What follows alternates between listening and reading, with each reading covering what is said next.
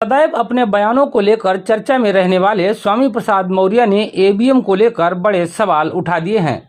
उन्होंने कहा, नरेंद्र मोदी नहीं ईवीएम का तिगड़म चुनाव जीत रहा है, इसलिए ईवीएम हटाओ, बैलेट पेपर लाओ।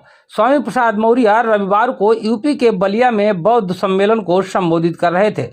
इस दौरान उन्होंने कहा कि लोग कह रहे हैं नरेंद्र मोदी की लोकप्रियता के चलते भाजपा चुनाव जीत रही है, लेकिन ऐसा नहीं है। चुनाव मोदी नहीं ईवीएम का तिगड़म जीत रहा है।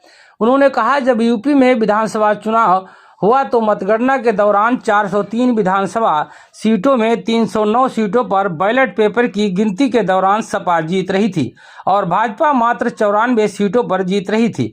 तो ईवीएम में बीजेपी आगे कैसे हो गई? इसका सीधा मतलब है ईवीएम में कहीं न कहीं खेल है। इस दौरान उन्होंने मध्य प्रदेश, छत्तीसगढ़ और राजस्थान चुनाव का भी जिक्र किया। उन्होंने कहा, राजस्थान, मध्य प्रदेश और छत्तीसगढ़ में जब बैलेट पेपर की गिनती हो रही थी तो कांग्रेस 2/3 सीटों पर आगे थी, तो ईवीएम की गिनती में भाजपा आगे कैसे हो गई? इसका सीधा मतलब है कि मोदी नहीं ईवीएम का तिगड़म चुनाव जीत रहा है।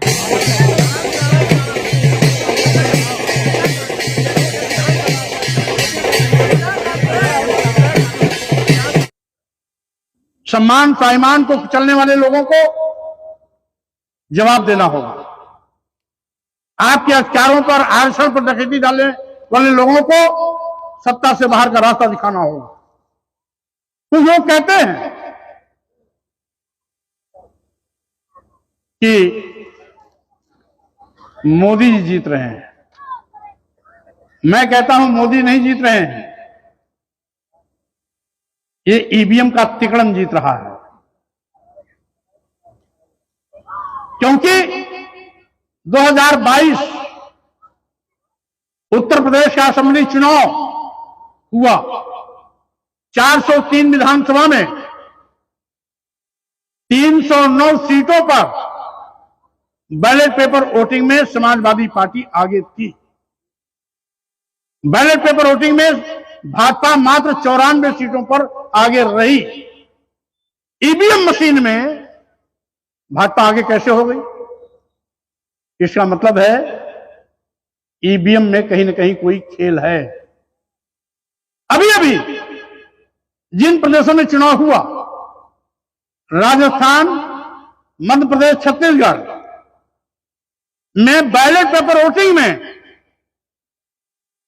2/3 सीटों से ज्यादा पर कांग्रेस आगे है। तो ईवीएम की गिनती में भाजपा आगे कैसे हो गई? इसका मतलब है कि ईवीएम का तिकड़म की जीत है। ये मोदी जी करिश्मा का जीत नहीं है, बल्कि ईवीएम के खेल की जीत है। और इसीलिए संविधान बचाने के लिए, देश बचाने के लिए, लोकतंत्र बचाने के लिए अब सभी लोग मिलकर के छोटे स्तर से लेकर बड़े स्तर तक इस बात की मांग करें कि ईवीएम हटाओ, बैलेट पेपर सिस्टम लाओ।